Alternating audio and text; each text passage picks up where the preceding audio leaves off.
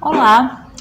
Hoje nós vamos apresentar o nosso herbário, que ele foi produzido por mim, Aline, pela Angélica e também pela Júlia. Escolhemos o tema do nosso herbário, as plantas consideradas ervas daninhas, tá?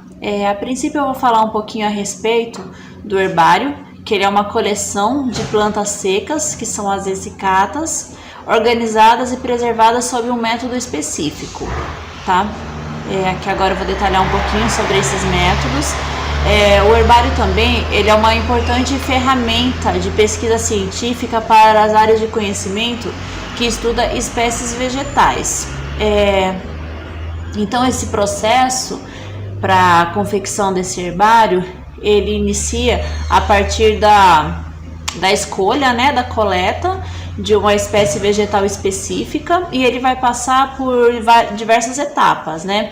Então identifica, coleta a amostra, seleciona uma espécie vegetal e ela vai ser submetida a todo um processo, né? Esse processo se chama herborização, que é desidratar ou desnaturar essa espécie, né?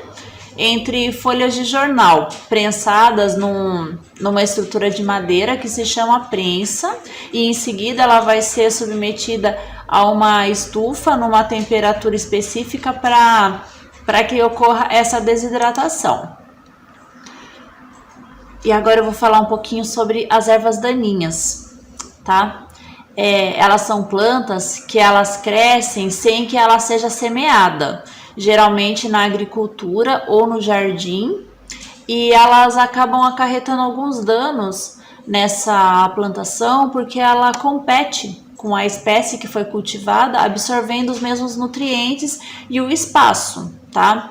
Então elas surgem na plantação por diversos fatores. Elas podem ser transportadas pelo vento, através de animais ou aves, né?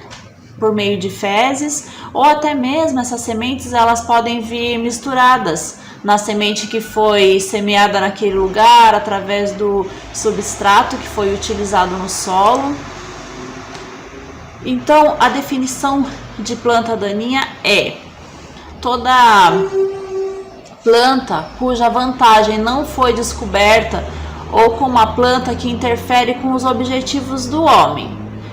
Ela é definida também a planta que cresce onde não é desejada, mas a questão toda é que ela é resistente e ela se adapta muito fácil ao solo, então ela se sobressai em relação àquela cultura, então por isso ela recebe esse nome de ervas daninhas, mas há controvérsias. Elas também são consideradas plantas indicadoras. O que são plantas indicadoras? Elas também nascem espontaneamente numa determinada região sem que seja semeada. Como vocês percebem, é a mesma definição da erva daninha. Então elas encontram condições favoráveis naquele ambiente. Então elas são chamadas também de ervas daninhas, mas ela é planta indicadora por quê? Porque de acordo com as condições físico-químicas daquele solo, então ela indica, ela serve como um instrumento diagnóstico, né, das condições daquele solo. Ela indica os nutrientes que estão faltando, ou indica até mesmo outra espécie que possa ser cultivada naquele lugar. Então aqui nesse quadro nós temos alguns exemplos, né, de plantas e as indicações, né, daquele solo onde ela surge. A urtiga, por exemplo, ela só vai surgir em solo fértil, com excesso de nitrogênio, matéria orgânica ou com deficiência de cobre. A tiririca, que também é considerada uma erva daninha na agricultura, porque ela é muito resistente, como nós falamos na definição, ela se sobressai em relação a outras espécies, ela surge em solo ácido, adensado, anaeróbio, com carência de magnésio, então ela serve como uma ferramenta diagnóstica para que aquele solo seja tratado. O trevo ou a azedinha, então ela vai surgir em solo ácido ou levemente ácido. O dente de leão indica que aquele solo é fértil e tem a presença de boro também. O caruru que tem onde tem a presença de nitrogênio livre, a matéria orgânica, ou seja, ele é um solo fértil também. E o picão, que ele aparece em locais com solo arenoso ou solo modificado, tá? Então é isso. Bom, pessoal, a região de coletagem dessas plantas foi próxima ali à casa da Júlia. Então, a gente conseguiu uma boa quantidade de espécies por ali. Bom, de método, a gente utilizou a prensa. A prensa ficou lá na casa da Júlia. Ela foi prensando e deixou ao sol para secar. E no dia em que a gente coletou, fizemos algumas com ferro e papel manteiga. E a gente percebeu que com o ferro, ela deixa a planta muito quebradiça, queima bastante a folha. Então a prensa ela é bem melhor para você estar fazendo as eslicatas, né? Aí, depois disso, a gente utilizou uma cartolina cortada e colocamos as folhas costuradas. Agora nós vamos ver os resultados das nossas exsicatas. Essa é uma exsicata de dente de leão e, além de ser uma planta considerada daninha, ela é uma punk e também utilizada como planta medicinal. Seu nome vulgar é dente de leão e seu nome científico é Tarashacum officinale. O falso maçambará, nome científico Sorghum verticilliforum, trata de uma planta que tem disseminação pelo vento, zoocoria, e tem um crescimento e propagação fácil. Quebra-pedra, Philanthus acutifolius, bastante utilizada para fins medicinais.